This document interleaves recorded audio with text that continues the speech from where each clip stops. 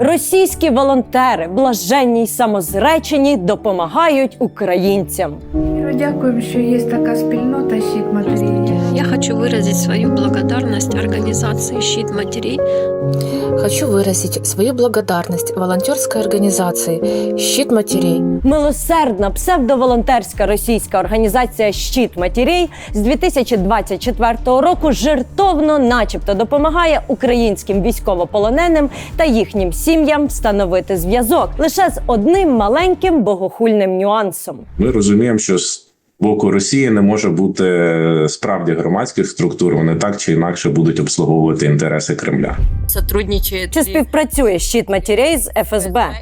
Ну, что вы подразумеваете под сотрудничеством? З різних боків до нас долітала інформація про так звані волонтерські російські організації, які начебто допомагають знайти зниклих безвісти українських військових, а також встановити контакт між українськими військовополоненими та їхніми родичами. В меню запропонованих безкоштовних та безкорисних послуг входить обмін листами, відео, доставка посилок і навіть телефонний дзвінок. Уявіть, як важко матері чи дружині військовополоненого не спокуситися на таку пропозицію. Наша ціль – допомогти сім'ям і близьким знайти зниклих безвісти та військовополонених українських військовослужбовців. Однак ми б не робили цього відео, якби подібні організації були лише тими, якими себе видають. Вивчаючи цю тему, розмовляючи з багатьма людьми, ми зауважили, що всі вони вживають слова «вербовка», «співпраця з ворогом», «масовий збір персональних даних» та «ФСБ». Наче й логічно. Якась волонтерська російська організація збирає в Телеграмі персональні дані про українських військових і чомусь має більше прав та доступів до полонених, ніж Міжнародний комітет Червоного Хреста чи омбудсмени з координаційним штабом разом взяті. Тож ми вирішили розібратися, що являє з себе «Щит матерей», яку загрозу несе, чи дійсно вона курується ФСБ, та чому, попри неприховане російське походження, тисячі українців все одно продовжують іти з ними на контакт. Ті хлопці, які вийшли з полона, вони його восхвалять не будуть. Вона, до речі, на колонії називається, вони знають, що це «Щит матерей», а називається вона взагалі у хлопців «Меч ФСБ». Ми поспілкувалися з волонтеркою Нелею, яка з 22-го року допомагає при обмінах та збирає свідчення тих, хто повернувся додому, з координаційним штабом з питань поводження з військовополоненими. А також нам дала інтерв'ю дружина військовополоненого, на яку наполегливо виходили працівники цієї організації. І, не повірите, ми розкрутили на півгодинну розмову і сам «Щит матерей».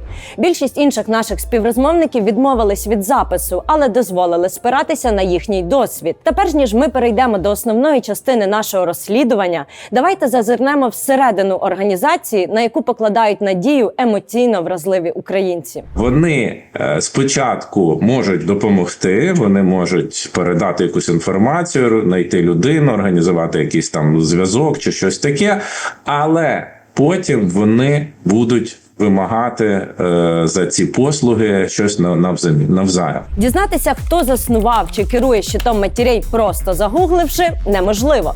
Проєкт не зареєстрований як громадська організація, а діє нібито як волонтерське об'єднання. У пропагандистських ЗМІ є поодинокі згадки таємничих волонтерів «Щита матерей», які нібито допомагають українцям шукати рідних. Головний канал комунікації «Щита матерей» – Телеграм. Організація має 2 ботів, окремий канал з інформацією про переміщення ТЦК, основний канал з майже 15 тисячами підписників та чат, у якому понад 10 тисяч людей щодня залишають сотні повідомлень. Пости в основному каналі здебільшого про прийняті організацією заявки на пошук. Там також поширюють особисті дані військових, які начебто просять у «Щита» знайти їхніх близьких для встановлення контакту з ними. І десь між цим постійне нагадування про канал «Сохрани жизнь» і вже аж цілий додаток про переміщення ТЦК в Україні. Просимо всіх небайдужих поділитися з близькими додатком, який допоможе кожному. Тут у реальному часі оновлюємо встановлюються дані, де стоять співробітники ТЦК.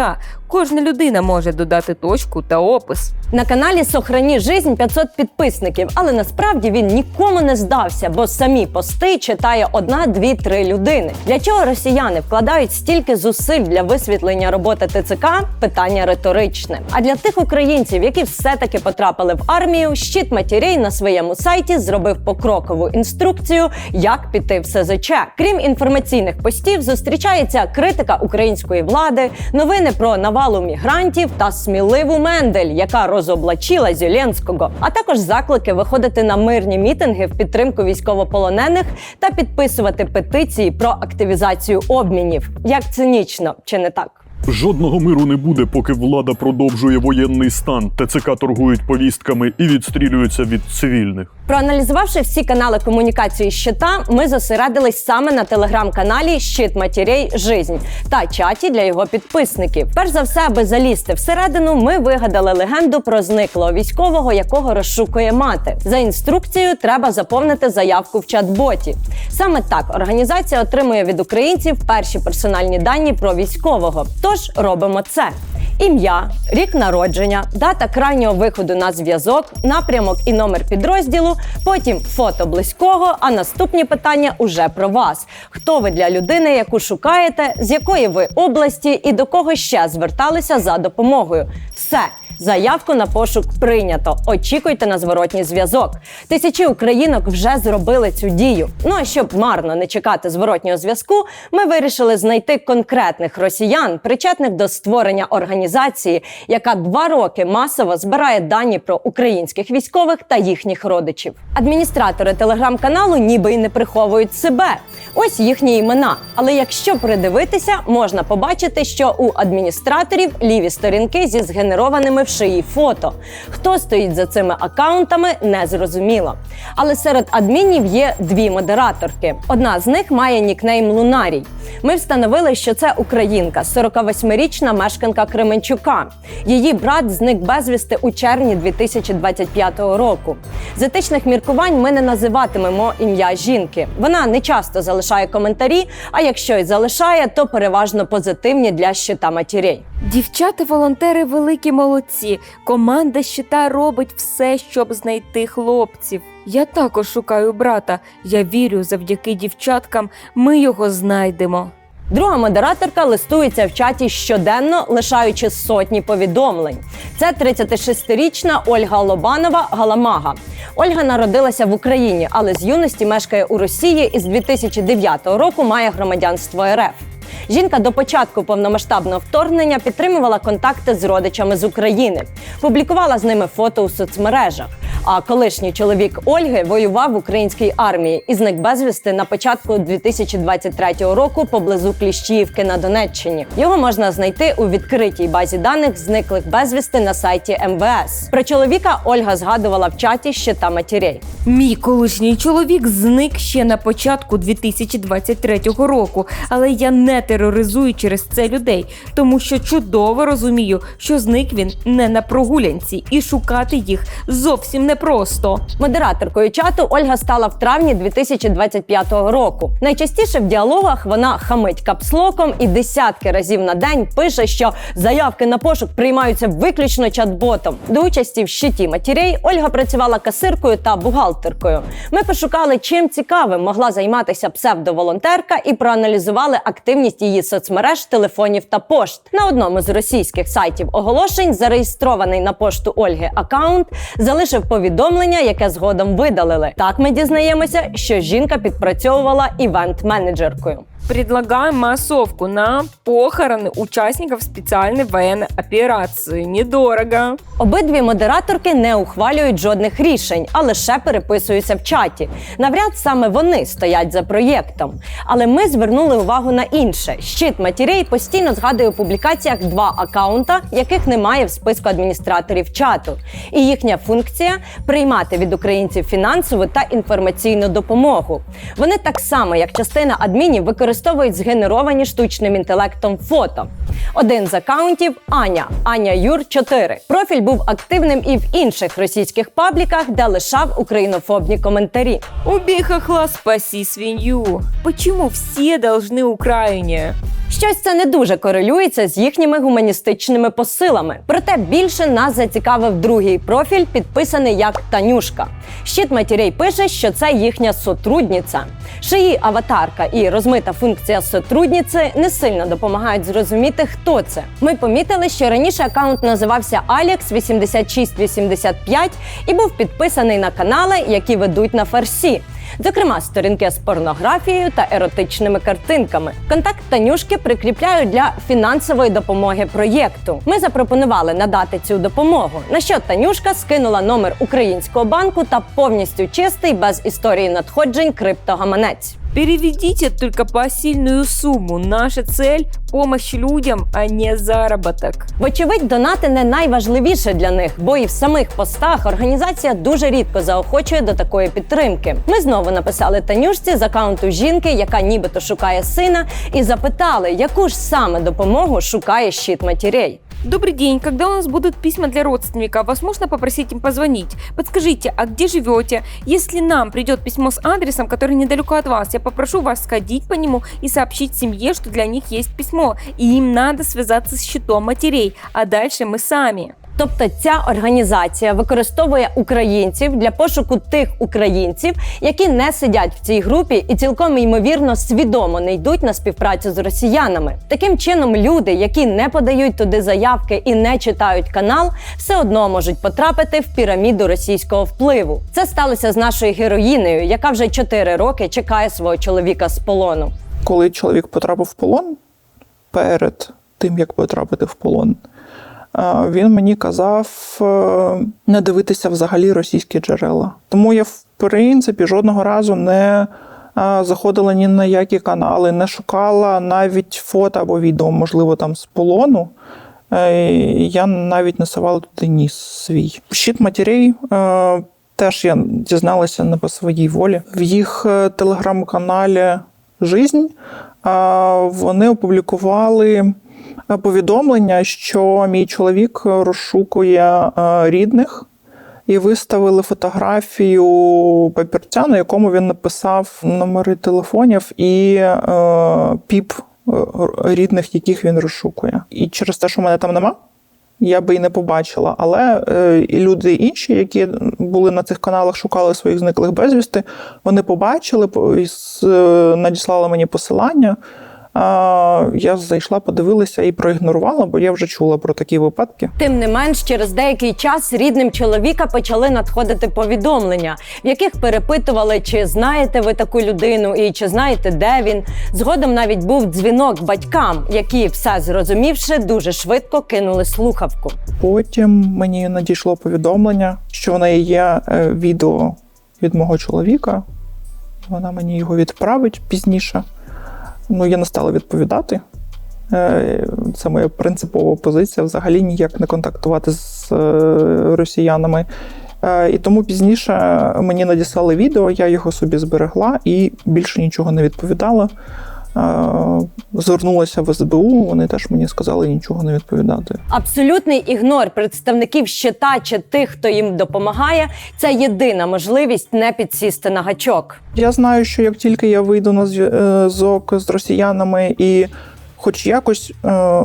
вони дуже треновані, дуже гарні психологи. І тут, яку б я тактику не обрала, в них на кожну мою дію буде якась протидія. Вони будуть знати, як рухатись далі. Для них це як початок алгоритму. Про те, що спочатку росіяни можуть безкорисно щось надати, відео, лист чи аудіо, каже більшість наших співрозмовників. Але всі наголошують, що в подальшому це буде за зворотню послугу. Від похвального відео роботи щита до здачі координат, підпалів та терактів. Зрештою, їхній канал про переміщення ТЦК звідки же отримує ці дані. Ви навіть іноді не розумієте, коли ви стаєте завербованою людиною. Коли ви в горі, ви йдете в якусь групу, ви пишете, наприклад, свою історію, або «я шукаю, допоможіть». До вас також пишуть потім в особисті. У мене син також пропав в цьому напрямку в цю дату. І ви починаєте дружити.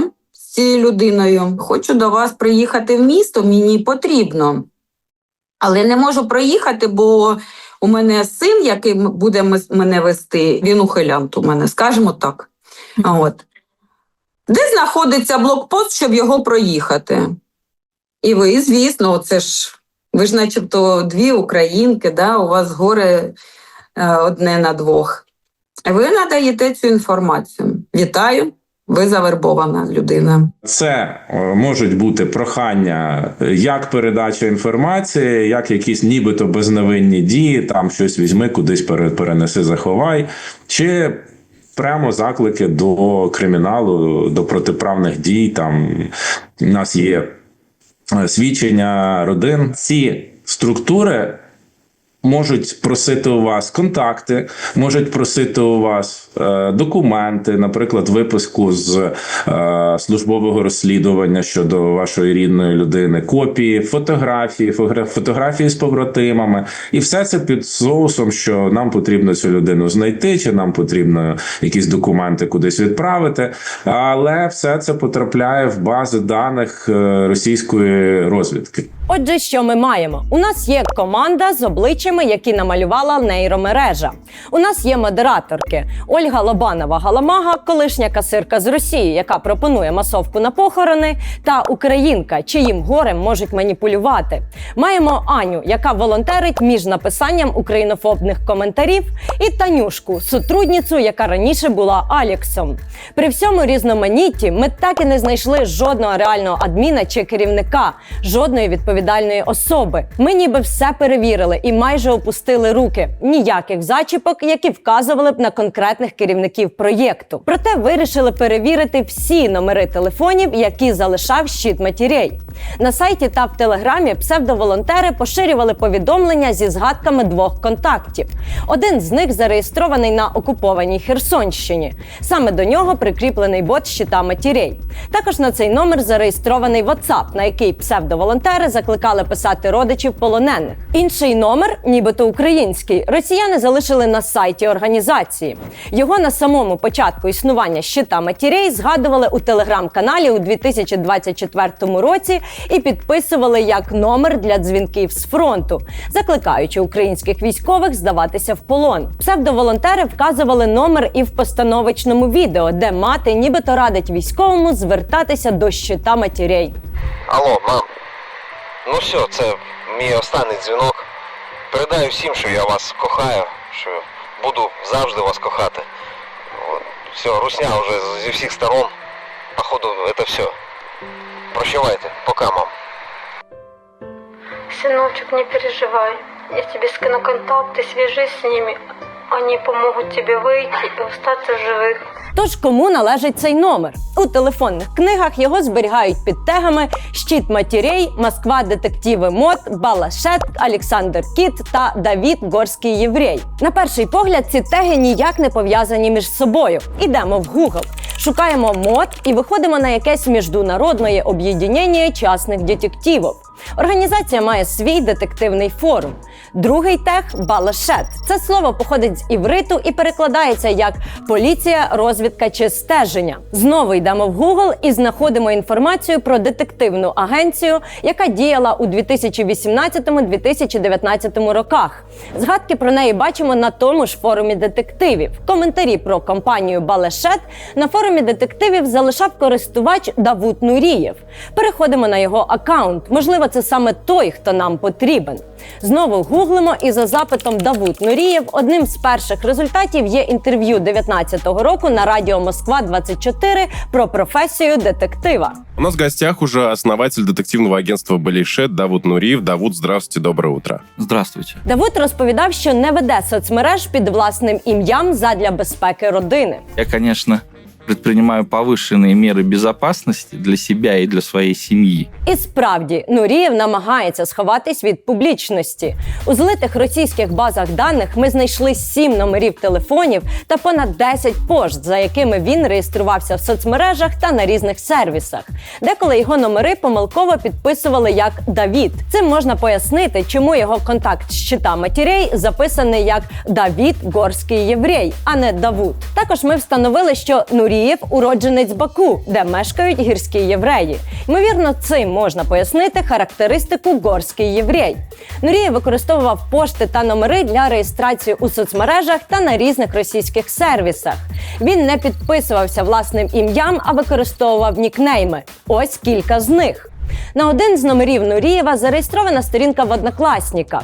Там Давуд називає себе Олександром. За ще одним номером ми знайшли сторінку Нурієва ВКонтакті. Ім'я там таке ж, як і в Однокласніках – Олександр. Ймовірно, через це Давуда часом підписують в телефонних книгах як Олександр. Профіль Нурієва ВКонтакті закритий, однак нам вдалося подивитися його публікації та коментарі.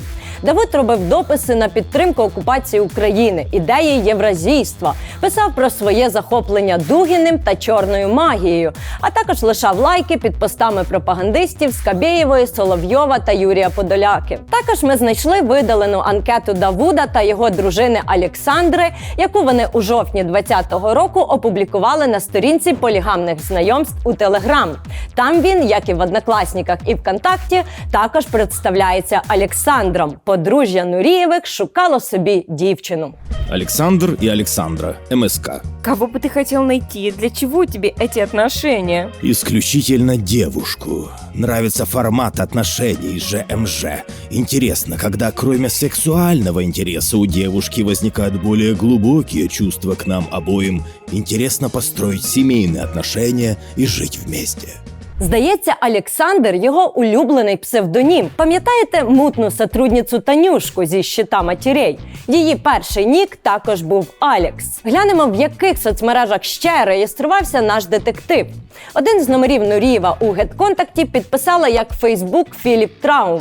Сторінка з таким нікнеймом справді є і була активною до кінця лютого 2022 року. Серед фотографій профілю бачимо вже знайомий нам логотип агентства «Балешет».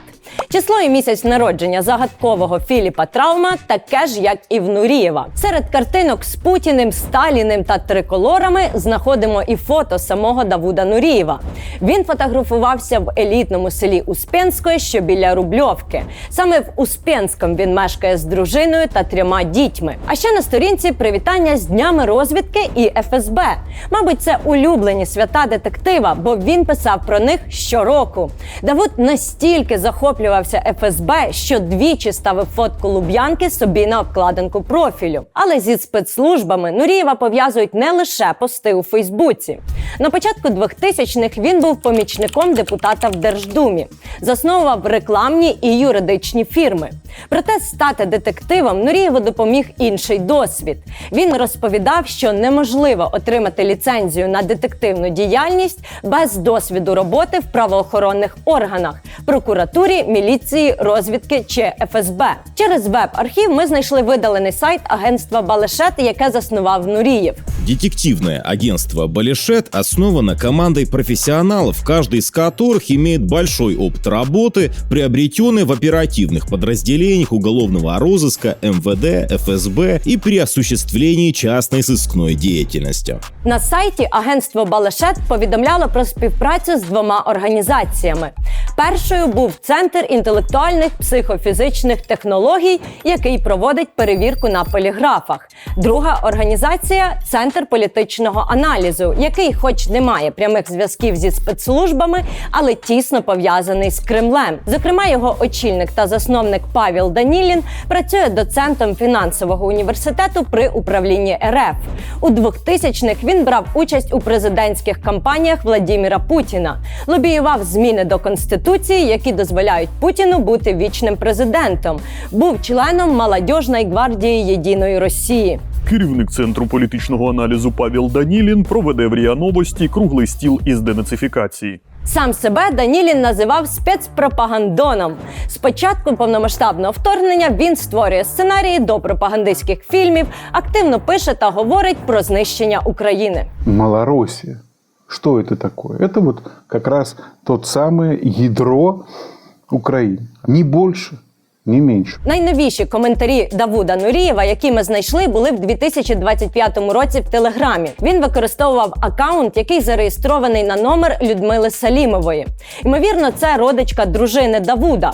Салімова прописана у московській квартирі Нурієвих. З профілю, який має назву SLS 0605, Давуд залишав коментарі на сторінці неонацистської організації «Русская община», яка бореться з трудовими мігрантами. Нурієв, як зазвичай, представився Олександром. Очевидно, ім'я Давуд не дуже пасує організації, яка тероризує мігрантів. Здравствуйте, братья и сестры! Александр из русской общины, Одинцова, 46 лет, юрист, бывший частный детектив, специалист по безопасности. Очень рад, что есть такая организация «Русская община». Права государства образующего народа должны защищаться как на государственном, так и на общественном уровне. Російська служба BBC писала, що «Русская община» напряму пов'язана з ФСБ. Про це журналістам також сказав один з дружинників, коментуючи напади на мігрантів. Ми діємо виключно у рамках закону. Я узгоджую свої дії з управліннями ФСБ та СК та іншими силовими структурами. Ми не змогли знайти актуальне місце роботи спеціаліста з безопасності Давуда Нурієва. Про те, що маємо. Організацію «Щит матерей», яка дуже старанно приховує, хто за нею стоїть. Але варто було відсунути цю ширму, як ми виявили Нурієва, чиє життя буквально просякнуте співпрацею з Луб'янкою. У нього було детективне агентство, де працювали ФСБшники. Те ж агентство мало тісні зв'язки з кремлівськими політологами.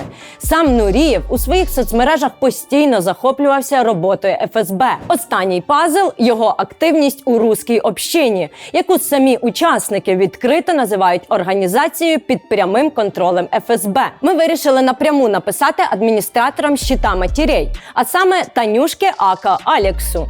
В переписці ми переконали Танюшку вийти на телефонний дзвінок, але Танюшка попередила, якщо розмова, то це можуть зробити тільки якісь мальчики. Я поговорила с мальчиками, Никита сможет с вами поговорить с этого аккаунта. Нам только нужно время согласовать. Он знает столько же, сколько и я, может даже больше.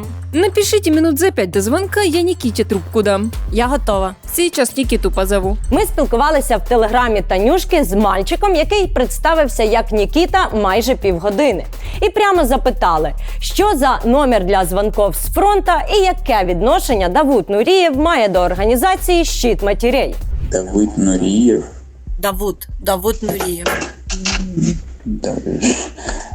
Я даже себе запишу. Давуд Нурієв. Я такого не знаю. Я человека с таким именем не знаю. Окей, а чи зможе мальчик Нікіта пояснити, чому номер Танюшки був підписаний Алексом, улюбленим псевдонімом Давуда? Таня, Алекс. Я, кажется, понял. Смотрите, номера, которые используются именно в работе, это не личные номера людей, потому что, опять-таки, проблема безопасности. Возможно, этот номер, аккаунт был где-то куплен, но Таня, вот, Алекс, забавно. Про детективне агентство «Балешет» він, звісно ж, теж вперше чує. Тож пряме питання, чи співпрацює «Щит матерей» з ФСБ? Что вы подразумеваете под сотрудничеством? Мы непосредственно взаимодействуем, да, с колониями. В ФСБ мы проходили первоначальную проверку о том, чтобы нас допустили к этой работе, потому что, непонятно, кто приходит и говорит, я хочу ездить в пленном, но было бы странно. Вот. Иногда где-то раз в год, может реже, мы ездим подтверждать данные, которые мы давали при... Зв'язок зник, вас не чути. Після цієї розмови номер Давуда Нурієва видалили з сайту. Нікіта обіцяв відписати, коли дізнається відповіді на всі питання, які він пробекав під час розмови. Цього, звісно ж, не сталося. Є ще декілька нюансів, про які важливо сказати. По-перше, волонтерка Неля наголошує, що «Щит матерей» в основному працює по одній колонії – Торез. Це пояснює, чому так багато людей, зокрема і наших співрозмовників, так і не дочекалися жодної інформації, хоч і подавали заявки. Це дійсно Торез, і треба розуміти, що Торез не вміщає в себе так багато людей. Вона дійсно як фільтраційно-розподільча може бути десь трохи, скажімо так. Це велика колонія, але це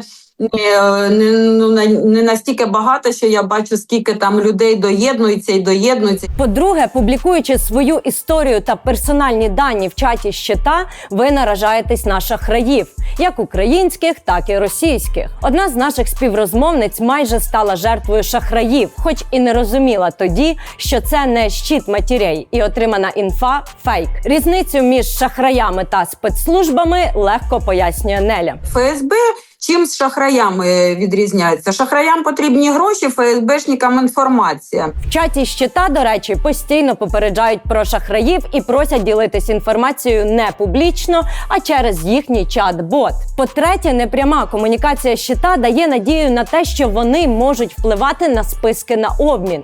І якщо припустити, що це так, то виникає логічне питання. Для чого їм випускати людину, якщо її родичі співпрацюють із ними і можуть бути корисними? Невже з широти душі російської? Ви почнете з нами співпрацю, і тоді, можливо, ми допоможемо вашому рідному звільнитися, чи рідній людині. Так, насправді ні, насправді це тільки гірше. Не буде жодних підстав, жодної мотивації звільнити з полону людину, якщо її рідні виконують їхні накази. Щит матерей – це лише одна з подібних організацій. Насправді їх багато. Бо що росіяни роблять на відмінно? Залазять в усі можливі сфери життя, яке їм не належить, і використовують людей в своїх підступних цілях. Найкраще, що можуть зробити рідні, які чекають своїх з полону, слідувати українським інструкціям і взагалі не йти на контакт з російською стороною.